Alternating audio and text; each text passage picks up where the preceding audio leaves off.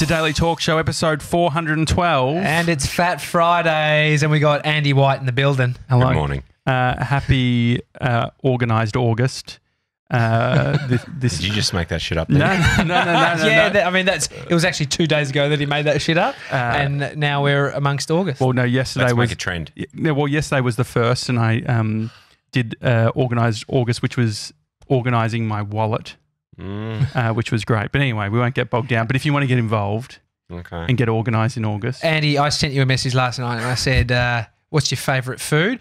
I actually am meeting your text messages with how you present them, which are minimal, sometimes coded.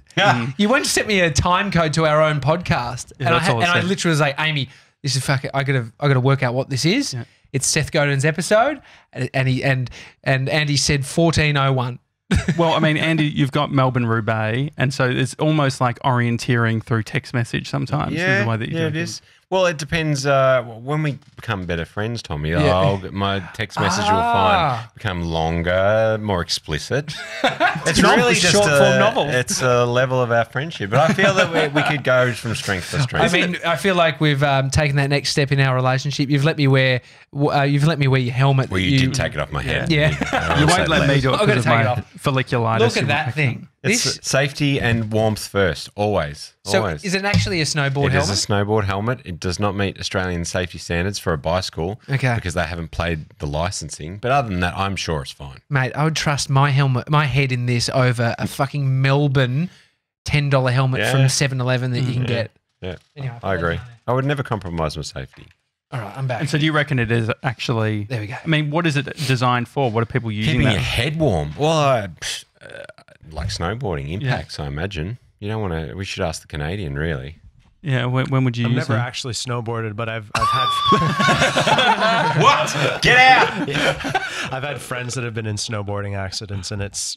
Because you're hitting the snow, you risk hitting ice. Yes. Sure. You can hit ice, a tree, rocks. Oh, trees. And when you're going down a hill at like, sometimes you get 80 Ks an hour, it's not ideal. So that would be highly safe then for a bike riding accident. Exactly. We got to address the elephant in the room. Which one? The spread that's in front of us. You did sort of... Oh, no, mate. No, you just... It looked like you're pointing to me. Yeah.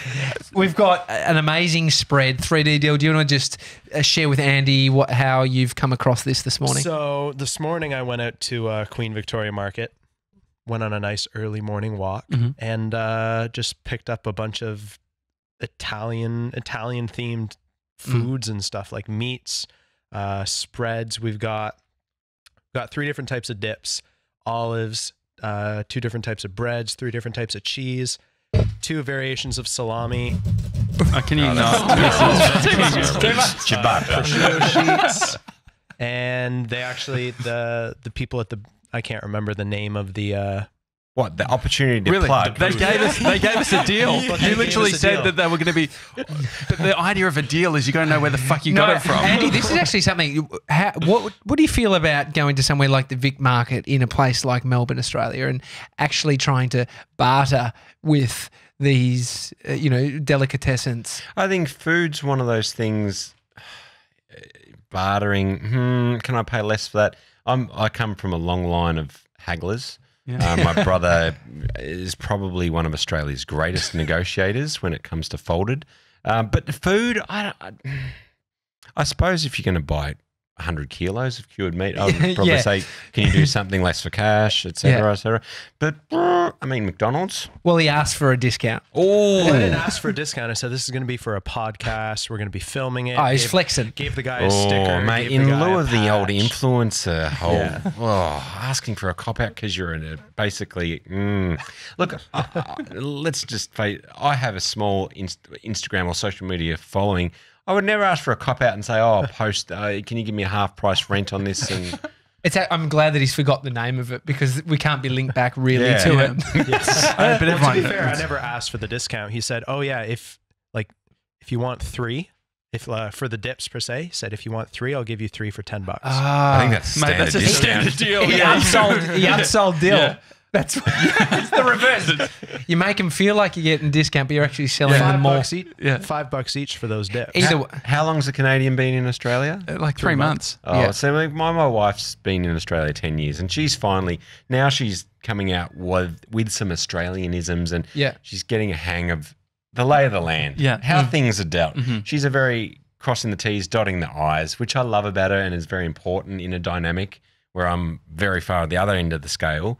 So I think we can forgive Dill. Because look at the spread. No, he's done a great job. Yeah, and the it's other thing unbelievable. too is you guys money. when you have a podcast, it just does come up in conversation. It's one of those things. It's sort of it's one of those things, I think, where it's like, don't you think? Or no? Well, I mean, you lead with it. Well, I mean, it's all I've got. Josh Janssen, host of the Daily Talk Show podcast. It's all I've got. Andy, you've got something. You've created a movement. We shot a video for Quad Lock that was about you and the Melburn Roobiax, the event that you put on every year. It's bloody awesome, can I just say. Thank you. And we had no real idea about $2 in the swear jar. Melburn Roobiax or what it is or the movement that it is.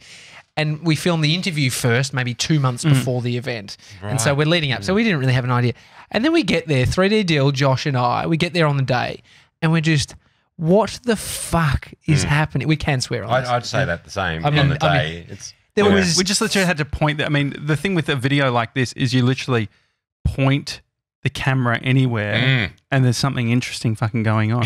It's wild. It's wild. And it was wild the first year when we had 100 people. I remember the night before I was on the SEN radio with Matthew Keenan and Dave McKenzie, who now SBS Cycling Tour de France commentators.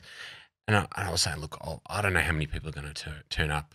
Maybe, spitballing. Imagine if 100 turn up. And they said, we think 100 people are going to turn up. I'm like, I don't know. And 100 people turned up. I was blown away at the response.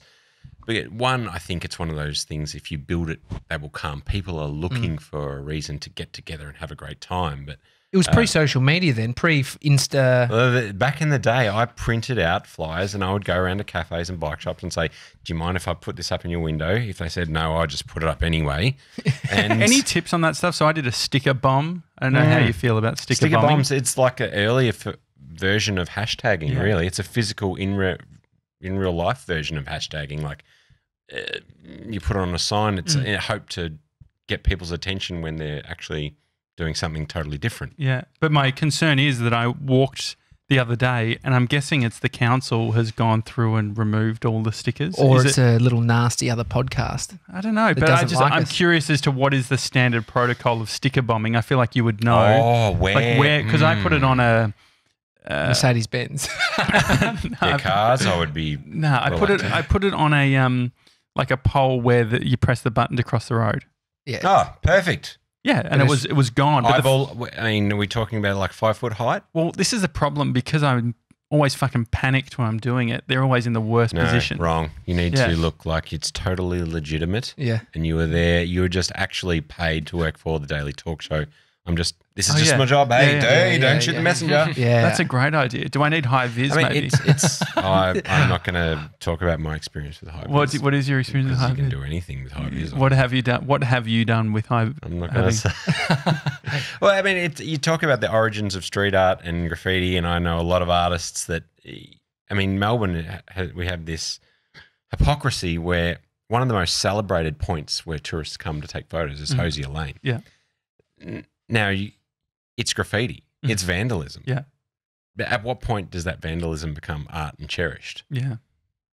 Well, I think the stickers. Well, the stickers, at what point is it like, is someone going to put something around that sticker? The first one. Yeah. Where was the first one? Yeah, exactly. Perfect example. I think it's in between San Francisco and Los Angeles. There's some laneway that is now Bubblegum Alley. And it's been Chewy's. Look it up. It's nice. Right. Just sounds like the Lovelock Bridge in Paris. Yeah. So like, who was the first person to stick a piece of Chewy there? They were just being a gronk, and then put it there, and then just lit it. It's colourful, and people take photos there. Do you think that the councils like Melbourne on South Bank, they've actually got one of those bridges now that have the cable that allows for it? I don't know if it allows for it. I don't think Are they that's trying to their make intention. it a thing? No. No, because they had to, what Andy's saying, that bridge in Paris, They have to remove it every they had to fucking 6 remove months. all the locks. It's the weight. So all the gypsies are selling locks over in Paris, trying to get you to kinda go bizarre. and do it. Yeah. So Melbourne Roubaix, it's not a race. God, no. It's It was Can a we race. start picking at this, by the way? go for it. Like Go, some other manja, races? manja. And I just decided I can see. Look, one thing I'll say about, I used to race a lot. I used to enjoy it. Races involve ego. And it's amazing. Once you take out ego from an event, the vibe changes drastically. And I found that from my own experiences of going to bike races, when everyone's trying to win, one, there's only one person happy at the end of the day, and that's the person win. Everyone else is less than happy. And just the encouragement and the vibe when you can't compete and flex in a physical manner, and I just found it was a definitely a light bulb moment of making putting the bucket of water over the fire of competing physically. Because the other thing is, there's so many opportunities in life to do that. There's not so many opportunities to just be silly, cavalier, and hang out. Yeah, there was people dressed up. These dudes had built this this platform with these Mardi Gras float, self-propelled. with these exercise bikes that like then stationary bikes that were then connected to actual wheels that could make it move. and we followed them for the whole day. Somehow we just ended up bumping into them at all points. Well, they of the don't day. go very fast. Yeah, they were going at a great pace. There was a wheel hanging off on the back, and I thought, is that part of the aesthetic? And they said, no, that's a spare wheel for if and when one breaks. So Well, at the start of the race, they said to us, "We don't know if we'll make it." You said race. Oh, sorry. At the start of bit the of a event, rude word. yeah, sorry guys. At the start of the event, they said, "We don't know if we'll make it." it's genuine. And so last year, Oscar made a bicycle with a trailer and the barbecue on the back, and did up as a moving Bunnings snag station, and was serving snags.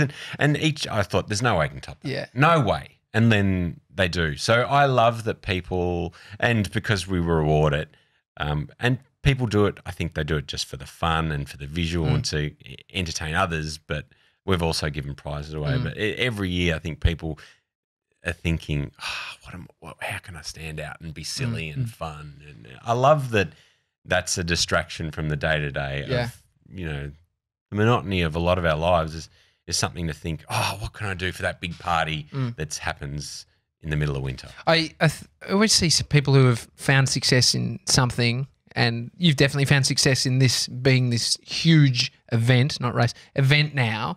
Do you look back on it with a story that you articulate that's about, getting into it and you had the vision of exactly what you wanted? Or is it what I more think about looking back on success is you kind of just in the moment, you're hoping it sort of takes off. Did you have the vision at the start, or you just started it? I can't look past next week. I'm terrible. And actually, my wife and I had because we worked together. So do we. My wife and I. Part of our success is purely because she keeps me on track and she has a better plan. But I hate to plan. And we were talking about, planning for Fyxo, and it's like boner killer. I just don't like to plan. I like my agility of if magnesium. I see you go, and I go. So when the first one was just like, I'll just put it on an event and let's see what happens. So what is Roubaix? What does Roubaix actually mean? So Roubaix is the city in the north of France, which Paris-Roubaix, of which our event takes the piss of, is based on. So it's a serious event. It's the longest and oldest bicycle race in the world, Paris-Roubaix. And it doesn't actually start in Paris now, Paris. It's not in Compiègne, but it still rides over rough, cobbled farm roads, which is unchanged. And that's part of the unique aesthetic of that race. It makes it really tough and grueling. Is it like cyclocross? Is that a thing? I don't know much about cycling. It's just like a regular like Tour de France or whatever? Is it the exact same sort of thing? Yeah, and they've had stages where they've gone over the same roads. I sound so fucking bogan when I said that. No. Tour de France. No, that's fine. Hey, did you see the guy who jumped on a dirt jump bike? It's like the third time. Jumped over the road as the cyclists on the Tour de France were going underneath. It's so epic. Crazy. Anyway, it is crazy. It's this epic. Look it up on YouTube. So the cobblestones, the roughness of that ride. And the only reason that Melburn Roobiax came is because this city, the majority of the back alleys in the inner suburbs had a cobblestone back alley, which was originally used for the shit carters to come and collect, the rubbish and the trash and etc. to clear the streets. And in planning the event, when I'm looking at everyone's like, oh, where's it going to go next year? And you find new sectors. It's really depressing when I go somewhere and you're expecting to see a cobbled alley and they've paved over it. It's like... Well, Albert Park, I used to live there, and it's older.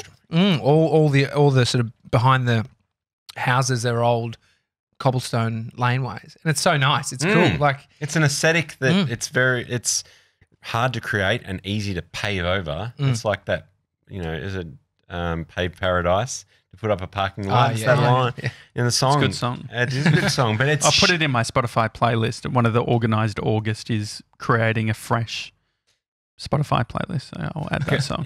We can never go back to that visual of the beautiful buildings that are easily torn down and thrown up a townhouse, multi-story, etc. So, did you grow up in Melbourne? I did. Born and bred, northern suburbs. I've got our first house now, and it's very close to where I grew up. Yeah. I mean, it's always home, but you've travelled the world. You've lived all across the world. Yeah. You quit your marketing job. Yeah, to the much disappointment of my dad. I actually have I'm going to share this on my Fyxo account, but I shared a photo of me in my office at Hewlett Packard, my marketing job that I quit. Oh, wow. My dad was very disappointed. God, what kind of computers were they rocking back then? Was it printers then? Or this was just pre-millennium bug. If you sure. You can imagine, the world was about to end. What are we going to do when the calendars roll over, etc.? So were you almost, did the millennium bug come into your decision of quitting? No. Okay. No. Fucking amazing. It was the monotony and just working with the diggers. So what do you do? Like if you're working at HP marketing in the 90s, what does that look like? I was organising the promotional giveaways for the company. So I would have all these reps come and basically what you would go to AliExpress now and when you find stuff that you want to get branded, you'd have reps come to you and say, oh, here's some pens and we've got some water bottles and all this just garbage, and we'll just throw the HP logo on it and and then other groups within the organisation could buy it and they'd send me cost centres. It was just boring as hell. How long did you do that for? I don't think I lasted a year. I don't think I lasted a year. So you did your marketing degree and then you got your job? And then I threw it in the bin. I'm going overseas. And so there's Melburn Roobiax, but then all the other 364 days of the year. Fyxo, how do you describe Fyxo? Because from my perspective, it's one of those like lifestyle brands that sort of, you don't necessarily, the first thing you do isn't necessarily put a product to the name. I think I put you to the name. Well, this was a discussion Melody and I were having. She was like, okay, we could have a plan and we could sell it. And I'm like, can't sell it. It's me. Yeah. And there's lots of great examples of brands where a personality is intrinsically weaved into that brand. And look, it's not my goal. It's never been my goal to build it up and sell it. And if people that have known Fyxo or me over the journey of what I've been doing, will see that it's evolved. Like I've grown up. I'm marginally more sensible. I'm a dad now. That's really exciting. Yeah, I can tell with the helmet, mate. Yeah. That's got dad vibes all over it. And that's why I gravitated. Cool dad. Let me put it on. Cool dad vibes. And now a big thing is creating, and Melburn Roobiax, as you would have seen, is creating an event where parents can hang out with their kids and do super cool stuff with their kids and share a moment that their kids can enjoy, the parents can enjoy, gets people together. I love that. And I want to share my passion with my daughter. And look, Fyxo is related to bikes, but it's really just an expression of my own personality and what I like doing, being outside, having fun, talking shit, and making people feel really good. Josh informed me about the Wombat.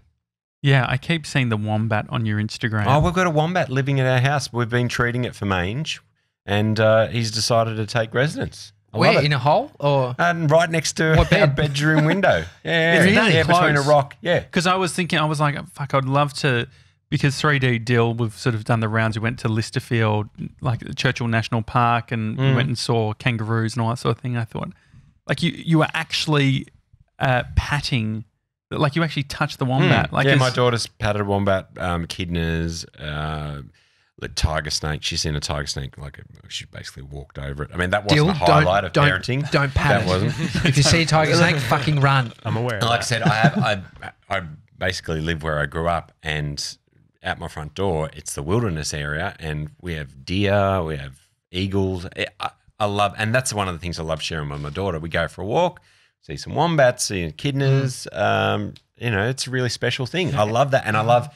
Because I have a global audience, I love sharing that because people on the other side of the world, kangaroo's no big it's no big deal for me, but sometimes you think, well, what about the people in Russia? I reckon they would trip out seeing absolutely the stuff that I see and take for granted every day. I don't take it for granted. What is it about cycling and really strong, solid communities? Because we're friendly with Maven, Cycling Maven, who's built a good thing online through cycling and the you people. Look at Quadlock and all these different brands and people that have, it's definitely it feels like that community built. Sometimes I think, is it because we're outcasts and we've chosen a transportation alternative that doesn't fit the norm of, I think there is a part of it. I think it's people that like being outdoors, like being active. I think there's a lot of commonalities about what brings people and bikes together. I don't know. It's not just one thing because when we say bikes, there's people that only ride road bikes. There's people that only ride mountain bikes. There's people who just use a bike just to get to work and back. And outside of that, they don't ride a bike. Yeah. So do you feel like you sit in the middle if there's all those communities? I think Melburn Roobiax has sort of put you in that position. It's definitely, I was a bike courier, so I was using it. I loved riding bikes, and I was using it as a tool. And that helped me meet lots of people that use bikes in so many different ways. And you're right, Melburn Roobiax is one of those events that pulls together all people that ride bikes, but it's not for one subset.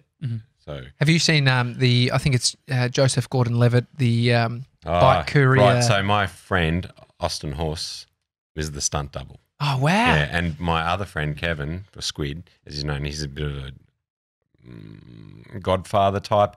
In New York messenger scene, because I worked in New York. Yeah, he was the creative consultant, I would say, to get the look right, and it was one of those movies that bike crews would look at and go, that's you would never do that. And not so much. It's actually pretty good representation, but there has been a lot of movies of Quicksilver, for example, where they're switching between scenes, and 1 second they're in San Francisco and then they're in New York. Yeah. But you've got to be a total nerd to pick up on those little things. As a movie watcher, you wouldn't. No, well, that's why I was wanting to know: is it a genuine representation of what it was like? Because you work in Premium Rush. No. Well, you did 3 months in New York. Yeah, I used to. So the reason I went to Canada, I got a working visa for Canada because I knew I would never get a work visa for the States. Yeah. And I just ducked across the border, worked illegally for 3 months. I may have defamed you, on yesterday's show because I switched 2 stories up where TJ's mate you got it right. He just were you an alien? No, but did you work illegally in New York? Are you saying that? Okay, good. All right. Yeah. You got it right because I know another guy that went there and worked. Was an alien in New York, so I just didn't. It was what year? 80s, 90s. But can you go to fucking US? Like, is there a concern? I go there now and do it? Absolutely. No, well, you could do it. Absolutely. Do it tomorrow. Do you think that there'd be any family here? He's got the wombat. From a customs fucking point of view, do you reckon they're not? Well, I mean, when you enter the States, I hope the NSA isn't watching this. Well, maybe that'd be good for ratings, right? Yeah. When you enter any country, you say, "Why am I here? I'm here as a tourist." Yeah, sure. I was basically, and in the grand scheme of things, the pittance that I was making, I was a tourist with the coolest mechanism to see New York inside and out. Yeah. Really, that's what I was doing. I was sleeping on couch at 13 Division above a Chinese restaurant, making deliveries during the day. At night, I would deliver food, which I thought would never catch on in Australia. And I said, wait, so it was like, this is Uber Eats back in? I was an Uber Eats. Yeah. Absolutely. It was one of the best jobs I had in New York. What kind of food? Yeah. Chinese food? It was Mama's. So it was really good restaurant in the East Village. It was really wholesome, pastas and what else do they do? Just really home style, good Italian style cooking. Lasagna. What were the companies that you were working for? One was called A to Z, affectionately known as Gay to Z because the owners were gay. and No better place, New they'd York, smoke baby. crack in the basement. Really? It was wild. And my friend Macca, who's a world-renowned artist, got me the job. And this is one of the things that he taught me. He's a mega hustler, but it's who you know. Yeah. And he basically said to the dispatcher, "This is my mate Andy from Australia. Give him a job." They don't ask questions. The They just, it was all said, cash. "Is he fast?" He goes, "He's fast." What sort of bike? Is it like, I'm imagining some form of like BMX or something? Doesn't matter what you ride. Really? And honestly, the best thing you can offer any company as a bike courier is just turn up every day and just shut your mouth and do what you're told. How do you see, because you've had those experiences, when you see what's happening with Uber Eats and you see all that sort of stuff, what do you empathize, or do you see it as a different time? Have they bastardized the whole experience? I think they've like, it doesn't sound like they're making very much money, but what the restaurants aren't anyway, from what I've read. The early days of there were some companies in San Francisco building their own version of Uber to deliver to clients. Yeah. So it's the origins are quite not old, but I think Uber has branded and packaged it the best of all of them. There's another brand, starts with E, yellow. There was a flock of them at Melburn Roobiax. Yeah, those food delivery that Fyxo eats. Look, that's all. It's like there's Ola, there's a rideshare app. Now it's becoming a competitive space. But Uber just led the way. Back to your question, do I think like Uber's got an opportunity to connect more people with the people delivering it? So in a way, there's more opportunity.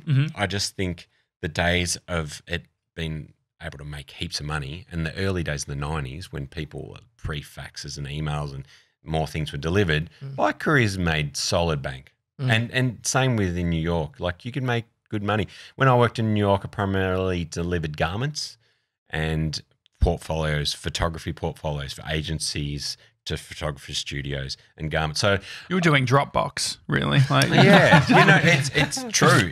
So Dropbox has alleviated the need for those. And I remember I delivered to the West Village once, and over my shoulder I saw a guy with massive camera lens, and he's all dressed in black. And I looked over my shoulder after delivered, before I delivered, I said to him, "Hey, what's your problem?" Yeah, I'm not that good looking. He said, "Oh, that's Sarah Jessica Parker's house." I'm like, "Bullshit." He goes, "Check the bag." And it was a bag from Oscar de la Renta, and on the bag it said SJP. I'm like, probably is her house. And I delivered to, celebs all the time. Yeah. They're people. They just live in New York. Did you become friends with any of them? No. Or just never just knuckle buddies? No. Well, you had walking. You're still on one message text. Yeah, exactly. Delivered. Delivered with a time code. The walkie-talkie. I love walkie-talkies. So that was the Nextel era. And so what years were you there? Were you there pre-9/11? Like what was post 9/11? So I started as a bike courier a month after 9/11 in London, and that was the walkie-talkie era. And when I worked in New York, it was Nextel. So it's one way. You don't have an open channel. The thing and when I worked in Melbourne, we had open channel walkie-talkies, which was just the biggest hilarity every day because everyone had their own personalities. You would call over the radio if someone would fuck up. My thing was the Muttley, and just the banter was amazing. And it's like a podcast. So you could if you recorded the walkie-talkie, like CB radios back in the day, I'd spend hours just listening to people having conversations. One of my mate Alvaro, 5 o'clock, like on the dot. He would say it's just about time for burgers because he would be in South Melbourne. It's 5 o'clock, time for burgers. And people would just cue in visuals from what's going on in the street. But once that's taken away, so you've got your job where you're in isolation, but you don't feel it because you've got all these voices. Yeah, so community. Community. People would call on. Some people would call on with a song in the morning. So Kirk was the Bee Gees, Staying Alive. So you'd be in an elevator, and all of a sudden the Bee Gees would start playing. And I loved that. That was a really special time. But so we're talking now Uber. There's none of that. It's lifeless. Could Uber maybe manufacture some of that shit? I wonder. I don't think it's. Good for business? I don't think it's scalable. Like it's too disruptive. Think about the executive that would be pissed now if he heard that from Uber, and then it's this big company. It's like The romanticism has died. Yeah. Yeah. I mean, I think you do that so well. I think of like Australiana and nostalgia and romanticism. Like I feel these are the things that I associate with you. When it comes to Australiana, what do you think that people miss? Like I find it hard to describe Australia to international people, but what do you love about Australia? Oh, I love the open spaces. I love the wildlife. I love. I think we still have a relatively laid back nature, but one of the things. I mean, obviously a big part of my job is living online, and I don't like the way the porthole that we all looking is homogenizing the world. Mm-hmm. So you go overseas and you're like, oh, we've got that back home. There's less of a, when I traveled South America in the early thousands and other parts of the world that weren't exposed to that, you really get a sense that it's a different way of life. But I think as this technology evolves, we're all kind of becoming less diverse in our cultural way of life. So you're not a guy to go to a restaurant but have already gone through Instagram looking at the meals that you can... No. I like it. I don't want to know. I want surprise. Yeah. That's one of the things about what I was saying with our event is there's very few opportunities to have total surprise. Like Google Street View has mapped the world. If I want to know what your joint looks like, I can put in your address and I can do that for the Grand Canyon, which is one of my favourite places in the world. You don't have to go there anymore. You go Street View. I was in a building in India. Yeah. They've sent a guy Google. with a pack, and I was like literally walking through the building. It was like abandoned. It was crazy. I mean, so there's benefits to it. There are benefits, it gets but people curious. To talk about that, India, you don't have the smells, you don't have the oral sensations. It is a visual cue to what it might be like, but it's not the same. It's not the same. And I think to come back to your question, what do I love about Australia? Wombats. They're creepy creatures, man. I was on school camp once and I just heard this and this thing, this heavy beast, 60 kgs or something, ran past me. And they're fast. I was scared. Fallacy Could that they're it slow. bite? Is it? They've got little teeth. Can you bite? Yeah, you can. Yeah, but would you bite? like hug? Like, Nah. would you? So, like, patting it's one thing. Lifting it, you would never lift it up. Obviously. Well, it's a wild animal, Yeah, but I sure. think if it was domesticated, you totally sure. could. I've seen ones that are like little dogs and they run around. Yeah. Yeah. They're all Does cute sound when fun. they're young. Wonder, I guess domesticated animals. Do you have any pets? Yeah, I got a dog. Yep. Yeah, I always had a dog. I wonder what the like wombats. law? You're Well, not not the allowed to. laws. You're not allowed to. Not allowed to. You're not allowed to No, domesticate. actually, so I joked about with this the ranger, how we've got a wombat that wants to adopt us as pets. Never joked with the rangers. That's so true, right? And I said, it's got me. Oh, you think you should contact Wildlife Vic and help about that? I said, well, actually, we are treating it for mange at the moment, and like. Obviously, the sarcasm didn't come through. Absolutely. My little longer text because I actually know this ranger really well. Fuck. What did he do? What did he do to get in the long text range? Yeah, and I actually thought for a while having a fox as a pet would be amazing. I'm torn. I love foxes. Obviously, I don't like what they do to native wildlife, but then I bring it back to think, what is the most invasive, detrimental thing that Australia has ever introduced? Frogs? White people. White people. Yeah. No, you're right. Yeah. Right, you They think about beat foxes. Let's They just beat think frogs. about They're it. Like on a rabbits. high level, Yeah. you know, people. We fuck shit up. Correct. Yeah. And it is the biggest tragedy. So I think some people get on their high horse about deer is an invasive species. And I love deer. Yeah. And So you think people- we should maybe just open it up a bit more? I don't know what rabbits. the answer is, but I think people just need to have just a good look hard in the mirror and go, actually, what are the bigger things that we can actually stop and change? What's your view on conservation? Because you talk about, say, like the cobblestones or things like that. Are you constantly – because I've got to say I don't have – my nostalgia meter goes to things like fucking Nickelodeon or stuff like it doesn't that. go to like milk bars or milk, corn- definitely milk bars and stuff like that. But I don't – maybe architecture isn't necessarily super high on the list. But as I get older, I start to appreciate – when you go to other places, you go to Europe and all that sort of shit, you're like, oh, why the fuck are we getting rid of all these things? Well, what you bring up a good point, and I think it's unusual for younger people to have that appreciation of architecture and cultural things, values to preserve until they get to their 30s and their 40s. Like, hang on, We should really because my youth or reminders to my youth are getting erased. Yeah. And but it's too late, right? Because you're right, there was something about the old corner milk bars dying. Well, you can see why, because everyone goes to Coles. Yeah, absolutely. Well, also, 7-Eleven. we're in the fucking I Quit Sugar era. It's like you can't fucking have green frogs anymore. You know? I stopped going Do you when remember the time? Like, you could just have green frogs, guilt-free, licorice, guilt-free, big without bosses fucking with looking the at red the tip, back. with the red tip on them. Absolutely. Fireworks. TJ had a few Yeah, but hookups you'd with have fireworks. some red. You'd probably ride your bike to the shop to get your bag of in the white paper bag, and you Yeah. get your like $1 of mixed solids or your frogs, whatever your favourite was. And then you'd go hang out with your mates and you'd run around after school. Whereas kids now, they're having those frogs and then they're looking at their phone. Yeah, and they're devices. Uber Eating the frogs. Probably. Oh god, one of the weirdest things I got home the other night, and my wife had ordered Uber Eats, and she says to me, "Oh, there's some left in the fridge." I said, "What'd you get?" I got arancini balls, and chicken wings.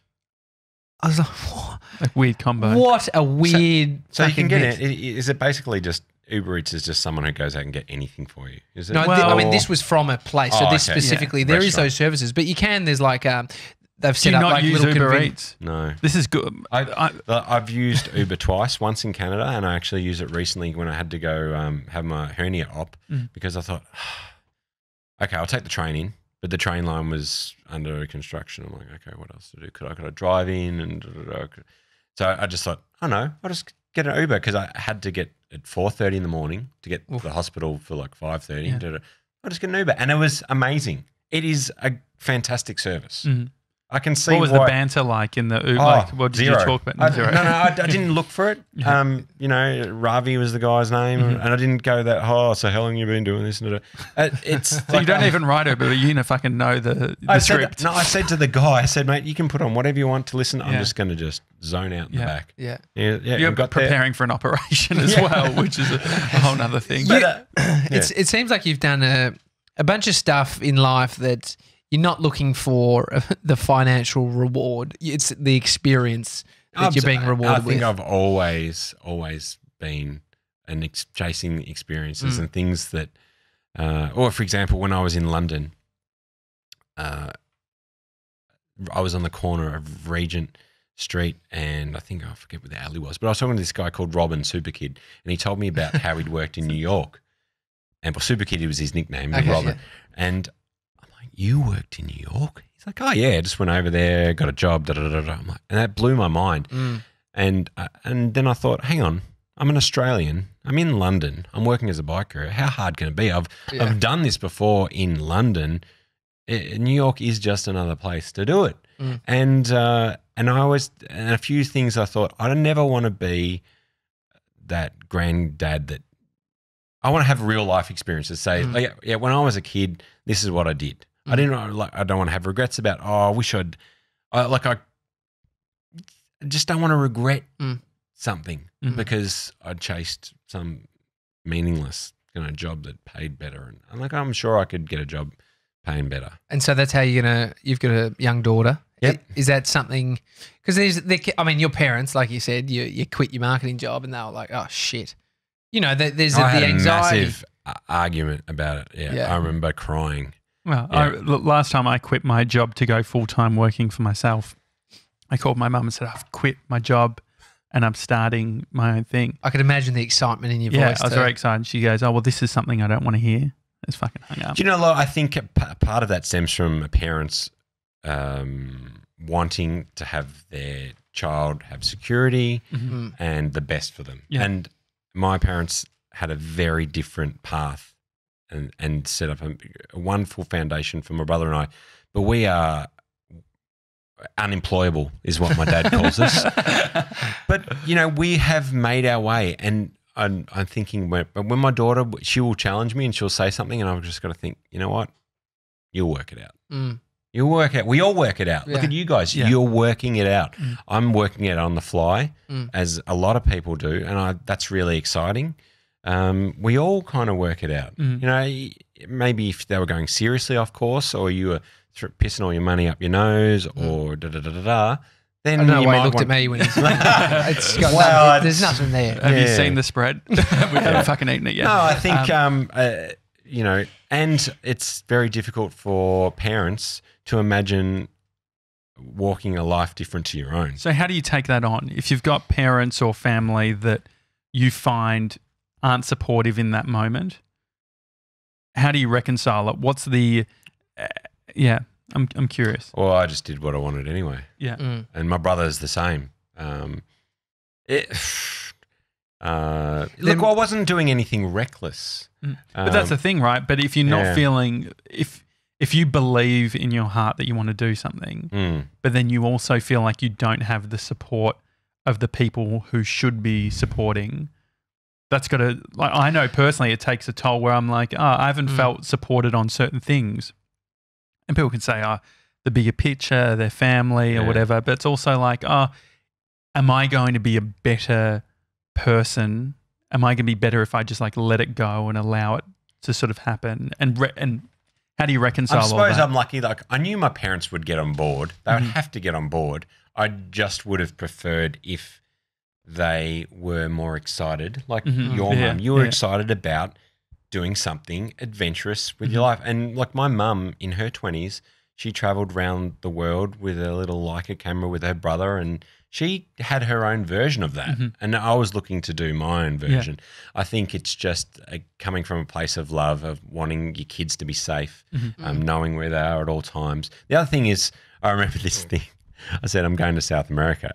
And my mum was like, it's very, very, very dangerous there. And why don't you go to America? And so the most dangerous things, I remember the first night I got on a bus in Seattle, and I had these two guys fighting with knives, and they almost fell on top of me. And it's this perception of one parts of the world is dangerous and one isn't. And I found that in Colombia, a wonderful place, very dangerous if you want to find trouble. But you know where I reckon the most dangerous place is, other than the road? Abbotsford. Yeah, Victoria Street. The Daily Talk Show office. Oh, well, I was going to say King Street at 1 o'clock at night, like central, like Melbourne, like it's wild. And like, well, you guys can obviously relate to inner city Melbourne. You know, if you want to find trouble, it's right here. Yeah. I think it's one of those things that as we get further away from our home base, people think, it's dangerous because we don't have a way of easily relating to it. For someone who has a similar approach, I don't want to plan. You know, I want to find experience, which doesn't always equate to stability. What do you? I mean, you're someone who I think has found a level of success in that, which is probably not as common as what most people would experience. You've got a consistent event that you've been doing for how many years is it now? 14. 14 which years. I do say to Melody, I'm like, I'm very grateful. We've worked at it, but the events come and go. Yeah. My brother said to me, remember summer days? Oh, yeah. You know, events come and go. It was huge. And if you look at a bell curve, a lot of these things, they go 1, 2, 3, peak, and then bam. Then so I'm very grateful to be doing and working for myself effectively for this long. But what about someone who's not finding the success? What do you think in terms of what would you say to somebody who's doing a creative endeavor or, you know, trying to chase something that doesn't make that much sense? What would I say? Yeah, what have you said to yourself? If they don't have a yearly event, I guess if they don't have the success yet, because I think, you know, you can be doing something, a grind for 4 or 5 years before it actually works. Can I just say, before my wife officially became involved with Melburn Roobiax, I didn't make anything. It was not, it was successful in terms of people had a good time, but it was not slick to the level that you guys are seeing it now. Yeah. Certainly it wasn't financially viable. It was just a thing that I did. And I had a very expensive hobby before my wife came involved. And she left her job working in corporate Melbourne and decided to work with me. And that was a real turning point. And that's the point where we started to sell more things online, customer service. Like I was just terrible at customer service. Yeah. Just timeliness, where she came from a background in retail, timeliness, good attention to detail, strict processes, protocols and things like that. And that's why I think Fyxo works, because it's that marrying of our two skill sets. You think People. that It's people. Yeah. Right? have you gotten better at those things, or has your wife just sort of taken? I definitely got better at those Yeah. things. Yeah, I think it's by osmosis, right? Yeah. It's going to happen. There's Josh has got strengths that I don't, and I'm picking up on those things and learning from him, and he's vice versa. And I think within that, what you said is you can think doing it alone is like, oh, I've got to. No one understands my shit. And it's hard to find that person, right? Like this is your wife. It is. Who you trust. Yeah, it is. Yeah, it would be very hard to find someone to employ to have that level of trust, and if it wasn't, or just going through LinkedIn or whatever, how people recruit these days. Malcolm Gladwell's a Zip Recruiter. There you go. Malcolm always. I love Malcolm. Our first podcast integration. Malcolm's a quirk. Yeah. The Zip Recruiters, they're doing a lot of advertising. Podcast, yeah. What in Melbourne, I feel like you're also got that sort of good local knowledge. Like I grew up in Endeavour Hills and stuff like that. I can mind local knowledge of it. And so I'm curious. I feel like you know a lot about also like the north or whatever, but also like inner city and all that sort of thing. What are some of those local knowledge things, whether it's places to eat or rules to live by if you're to spend some time in Melbourne? It used to be a lot better. And one of the things, like I was saying about when I worked in New York and San Francisco, I was working, but really I was getting to know an intimate level of detail of the city, the buildings, the people, where to eat, areas and districts, and where was dodgy, where was not. And in Melbourne, it's changed a lot because I was a bike courier in the mid-thousands. Now I live in the burbs, and I focus a lot on living out there and doing my thing out there. I'm amazed at how rapidly Melbourne is just changing, particularly Docklands, inner city, and the vibe is it's still a big country town. I love that about Melbourne. It kids itself that it's a big city, but I think we should try and just stay true to who we are and not try and be a global or massive city. I love that because part of that's my phone. Oh, that's okay. Okay. Reminder, just chuck it off. I'll get it. But I would say just walk around. And that's the thing I loved about bicycles. When you see the world by bicycle, it's a certain speed. Yeah. And exploring, like when I go to a city, I don't look up like best places to eat. I just go randomly walk and let my just organically things happen. I might meet someone on the street and just talk. It might have already become quite clear. I like talking. Yeah. Just not texting, or that's just me. All right. So, for example, a DHL delivery driver dropped something off the other day, and he said, "What's in the box?" I said, "Oh, it's a bike." "Oh, my grandson rides bikes." I'm like, "Oh yeah, da da da da da." Does he? And it turns out I kind of know his grandson just through bikes. Obviously, that's not because I know a lot of bike communities, but Brunswick Cycling Club. But I will talk to anyone on the street, and I can find out more about them in 5 minutes than most their probably partners know about them. And what do you think that is? I'm curious. Yeah. I'm curious. And you never know what you're going to learn from someone that you can take away and you're like, oh, that's really interesting. Maybe there's something in that, or maybe I might do that, or maybe I know someone else, or they'll steer me in a way like, oh, that's a really good advice. I'll check that out next time I go down Brunswick Street. Is the smartphone curbing our curiosity?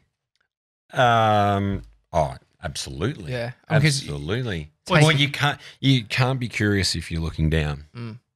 But you also, I guess you also have curiosity and fear, right? Like we're trying to protect ourselves or whatever. And then so the smartphone is the pacifier for the fear, right? So we're listening to, and so then we end up creating these loops where it's like when we're in a situation that we're, rather than actually being tapped in and looking and making eye contact with people, we're fucking scrolling on. Well, it's Instagram. interesting because it's, you say you're trying to remove fear, but think about how much fear is projected through that portal, right? Yeah. I mean, it's this loop that we're creating. I was driving along the highway that runs along the ocean in California, and we pulled up. We were in this little town, and I pulled up next to this girl, and we had a fucking Mustang convertible. She would have known that we're Australian, from a mile away. Anyway, Got the rental. Yeah, the rental. And we said, where's a great place? Where's a bar around here? Something like that.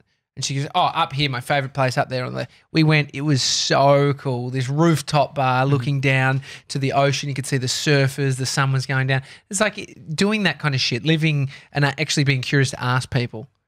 Yeah. Take someone's lead. You know, someone's experienced something before. I think that's a trained skill, though. I don't know if you've listened to Malcolm Gladwell's 12 Rules for Life, but he talks about, because it's Jordan Peterson who developed the first one, but he was saying other people have subsequently come up with their own, and he nitpicks from other people and said curiosity is a skill or is something that requires training. And every time he used an example of someone say they go out for dinner, choose something from the menu that you would just not even wildly think, and sometimes it might be great. Sometimes it might be not. And it's one of those things, is getting curious is one of those things that obviously I've trained to the point where I'm totally curious. And my daughter, oh my God, is like, hi. She just randomly shouts at people, hi, nice bike, da-da-da-da. Because, she sees it in me. But it's one of those things that people say, oh, it comes so easily to you. It's because I've done it for so long. And my job effectively was, as a bike courier, was meeting random people, delivering stuff to them. And then I would just strike up a conversation in elevators. Yeah. Do you remember the time that you were forcing it because it needed to be trained? No, it's always coming. So can introverts be curious? Absolutely. Yeah, they can. Well, because I guess it's what you're describing is the action. I think that we all are curious. I feel like a lot of us are curious, but the fear overpowers the curiosity. That is true. So, for instance, it's like, oh, I'm curious about what that food is, but the fear of having a bad meal. Like, if we remove the fear of, like, as you said, it's okay to have a shit meal sometimes, right? And the reward then is you'll try things that you never tried before. But it's definitely, I guess, a different posture to be in the world in that way. It's true. And look, it's probably like someone saying to me, it's not that hard to be organised. Yeah. It's with Organised August. Yeah. I think. and I would say, speak for yourself. It is so it's just one of the things that has come easier for me. And it's one of those things that's once it's rewarded, it's momentum. Yeah. See, I'm curious about what that doorbell was before. Yeah, was there some kind of delivery that's come along? Patisserie. You have a microphone, Mr. 97. Yeah. It's they're like desserts. Who sent these? I have no idea. There's no secret admirer. Okay, well, bring them over. This is amazing. This is exciting. I can't remember his name. Oh, the soundo. Yeah, that we Alex. have. Alex. Yeah, Alex. Oh, that was nice. So Amazing. Yeah, he wants to say thank you. So, Alex.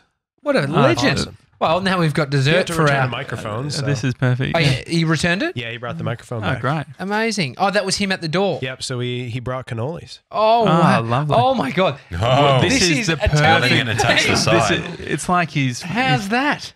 That's amazing. Thank you, Alex. Thank you, Alex. You got us I don't Italian even know dessert. you, Alex, but thank you. You were talking about the being organised and lacking it. There's been my biggest struggle, I think, in life is, especially I started freelancing when I was 14, and I would always be up late, up early, because I was terrible with working with deadlines. I was always cramming and all that sort of thing. But I feel like it's one of those things where it needs, like, to be productive, to be happier. I'm happier when I'm organised, right? When I've got shit happening. Okay. Yep. So this is the list. I've written 12 things that we're going to get organised with in August. My wife loves lists. And Right. look, it does help me. The days that she makes lists for me, I find that I'm so far more productive. Yeah, it feels good, doesn't it? Yeah. Well, at least you can look back on the day and go, "Oh, I did stuff." Yeah. Yeah. Well, if you're not, like, a list is just a form of measurement, right? And so you're seeing what can be capable. Otherwise, you're just doing shit, not really. You can just reel a list off in your head. Exactly. Well, a list is the same. You could align having a list with being an HP marketing manager, right? Like being Don't in bring the up that hell. Can I just say, look, one of the things that I learned in that corporate life, very brief window. Yeah. So there were contractors, subcontractors, and actual employees, and it was the first. I mean, I wouldn't say first actual discrimination that I kind of felt, because they got perks and benefits, and there was a real divide, and I could sense that in the company. I'm Were you an employee or a contractor? No, a contractor. God, Yeah, no, because and it wasn't a superiority thing, but I would say that the employees probably felt slightly more superior to the secure. But and I'm wary of this in any dynamic. If you create an us and them, it's divisive, and it just derides what can be better. We can no longer be curious, I think, to your point as well, right? Like if it is the us and them, all of that stuff. But I know, like, having worked at tech companies, that happens within remote staff. Like, so when you have people who work remotely, there's a different culture there too if you're in the office, and so all of that. But I want to go through the list, the 12 things for the first 12 days. So yesterday was sort out your wallet. Okay. What's do you do your for the rest? You get a wallet? So have you got a wallet? I do have a wallet. Well, so it's got to be quick and easy. So like for me, here it is. I've organised them. Oh, look at yours. It's a bike map. Oh, it's Manhattan. It's Manhattan. Is It's it legit? Tyvek. A legit bike map? No, it's the subway map. Yep. Oh, that's that's sick. so cool. Where did you Tyvek. get that from? eBay. Where all good things come from. Dreams are Exactly. made. And it's just paper. It's Tyvek. So the first experience I had at Tyvek was for one of our manifests for Melburn Roobiax. It's basically waterproof, highly durable paper, and it's super thin, super light. Look, and all my primary credit cards are in my phone now. Yeah. I love that story. I love that, like, everything awesome. that you fucking have has a story. So the other things that we're doing. So today, what I'm doing tonight is no phone in bed. That's one thing I'm organising. So I'm moving the charger from on the side, room. of the bed. Good one. So that's where do you keep your phone at night? On my bed. Okay. But I don't. I try not to. I mean, I already look at my phone way too much, so it's But when you're in bed, you still scrolling? No. No. Oh, that's good. I've had plenty. Yeah. And bed is for sleeping. Yeah, sure. Do you have a TV in your bedroom? God, no. Okay. We were discussing that the other day. My TV, so with our new joint, the layout, they engineer the house, so the TV goes in the main area. And I just thought, I do not want the central shared space of the house where the TV to be the focus. So it's not. It's like around the corner. So what's in the focal point now? I'm waiting to get like a mad piece of art, something. So there's this huge painting that my wife of a deer that is by one of her friends who's an amazing artist, Andrew Salgado. I feel like you really love deer. Is there a relationship with deer, or? There's not.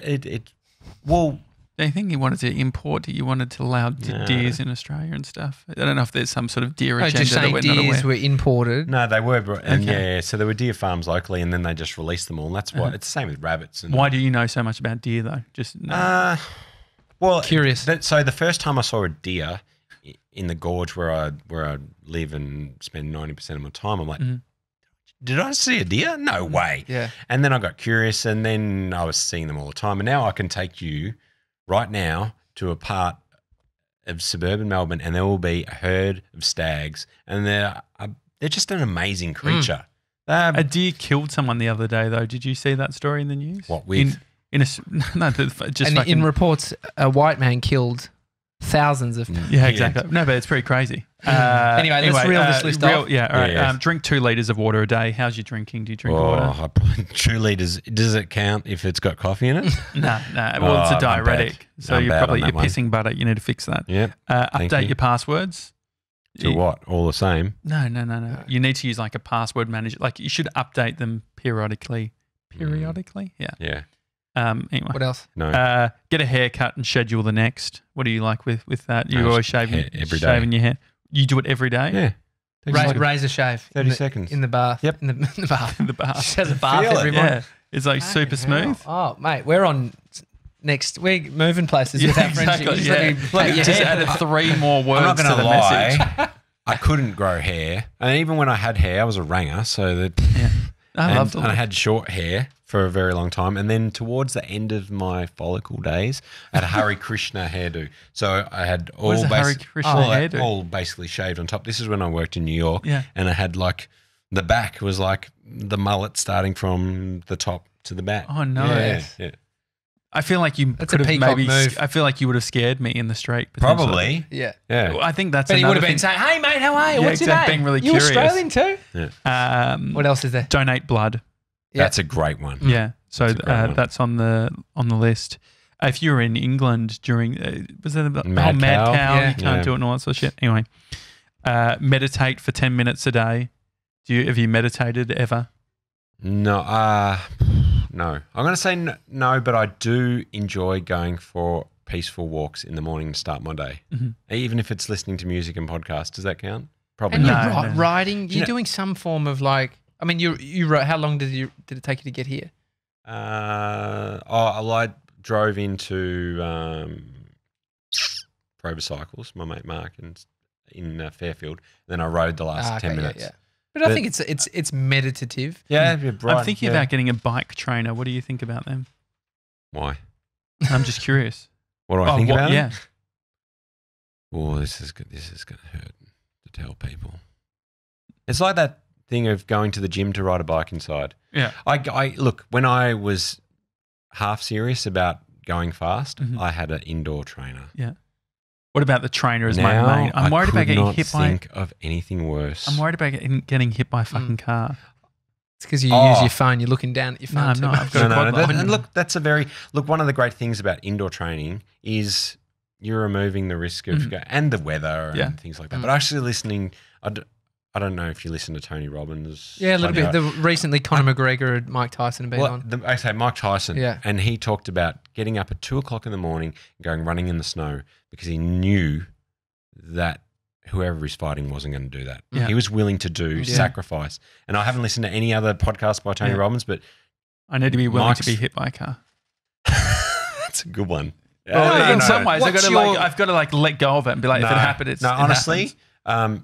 now in this age, like I say, I worked for 10 years solidly all around the world riding a bike. It's very dangerous now, and I would consider myself pretty highly experienced in managing myself in traffic. Wouldn't do it now. It's mental. People are not looking. You wouldn't. What wouldn't you do now? Ride bike courier. Yeah, Oh, wouldn't do bike, just courier. bike. Okay, sure. And like it's safer in the CBD because you have to kind of pay attention more in the CBD. Cars aren't moving as fast. About suburban roads, Yeah, people forget it. on their phones and do shit. you It's clip so in? bad. Do you have like? Yeah, I've got all that stuff. But I'd you ride the reckon bike paths. Bike paths. I think bike paths is where it's at. And we've got awesome bike paths in the city. The next thing, fill water in windscreen wipers. Have you done that in your car lately? Yep. Okay. Update social media profile pics. What's your profile pic at the moment? Is it even of It's your you? brand, Fyxo. Fyxo. That's it. Yeah. Logo. the I can take logo. a new You know profile what? I pic of can you. tell you the last time I updated the logo, I changed it to pink for the Giro of last year's. Oh, really? Yeah. So you probably need to update it, maybe. Why? Well, it's on the list. It's I get your it's a point. personal list, so Oh, okay. it's his Oh, like- it's his list that he's doing. Yeah. No, but this is what everyone else. This is what the community have organised. Okay. Well, it's what you're doing. doing, and if people want to get involved, Only a few more. Run 3 kilometres. Do you run it all? Or? I used to love running. I would love to get back into it, Okay, actually. well, let's organise. yeah, Let's do a let's 3 go for a run. We can hold hands. Take the create Wombat. create an updated Spotify playlist. Are you into Spotify? Do you listen to Spotify? I do listen to Spotify, not premium, but Okay. yeah. You can still have Don't charge. playlists in Can you? non-premium. No, that was a question. Sorry. create them. I don't know if you could maybe create you can. them. Yeah. You I can create noticed. them. I noticed on the desktop version you can listen to albums chronologically, but in the phone version it's like a random shuffle. I had premium and then downgraded because I did a complete wipe of like a lot of expenses. because you were out of Yeah, control, I was. man. Dude. But that was fucked. Imagine Like, how you rich you could be. You should still I bring know. us the number now of your subscription, Yeah, what I'm monthly paying. subscription. Then it's like, if it's a big number, imagine what it would have what been. we could, yeah. Well, I mean, but the thing is, I ended up having to get. I didn't have to, but premium Spotify, I feel like is one of those things that's worth it because like it's a $20 out. Like imagine what we used to spend on CDs. Mm. And then you- your car gets broken into and they Yeah, steal all all gets your stuff. CDs. Yeah. And so What's that? 11? No, so it's 10. No, that was 11. You're right. Sort out undies drawer and buy new undies and I socks. did that 2 weeks ago. Buy all the same brand. Do you do? Is it? More or less. Is it because they're so tattered? Look, I don't.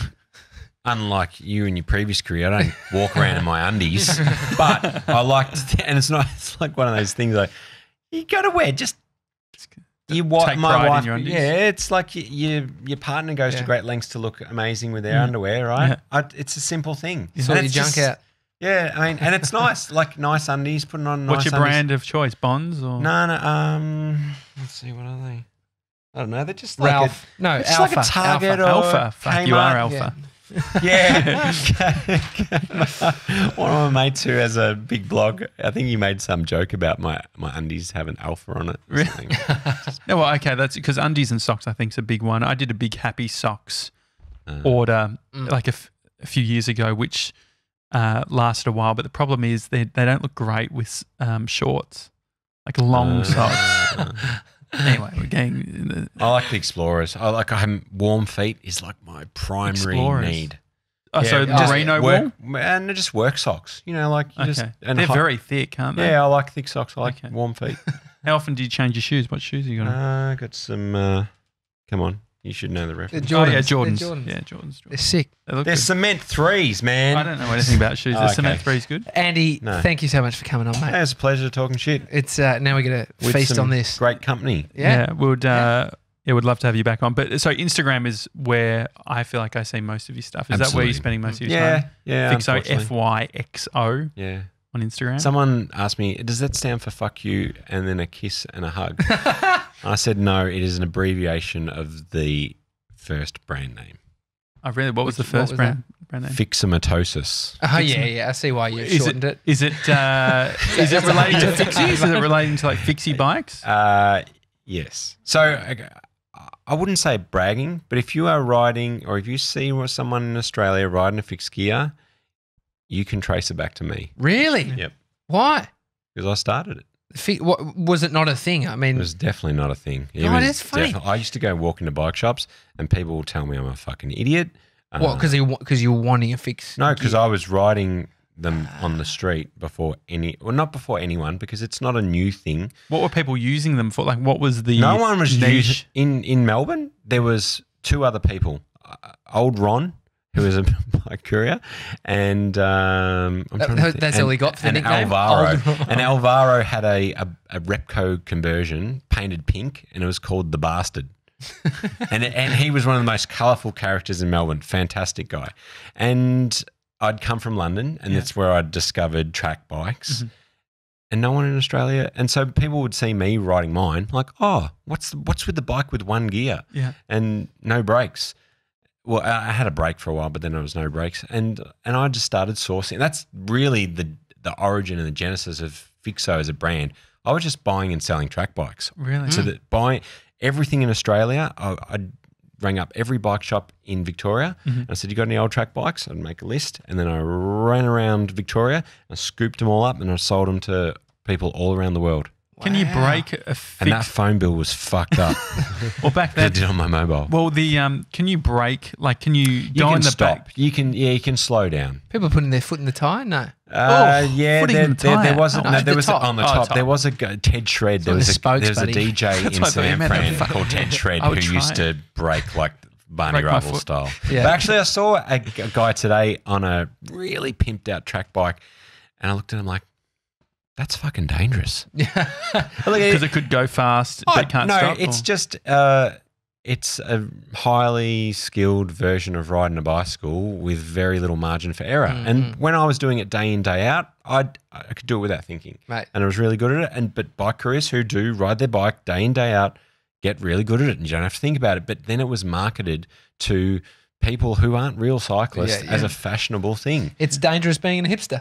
It is very dangerous being a hipster. You can watch your wallet, man. I'll take it. It's the Daily Talk Show. Andy, thanks for coming on. Mate, Pleasure. We'd love to get you back on. I feel like there's probably hours and hours of stories. Yeah, we can fucking get you on for a weekend. That'd be good. It's the Daily Talk Show. We'll see you tomorrow when Mr. 97 will have bleached hair, which we're very excited about. So this is the last time we'll see you with cute little brown curls. It's been great. You're so cute. Isn't he? Ride safe. See you guys. See you guys.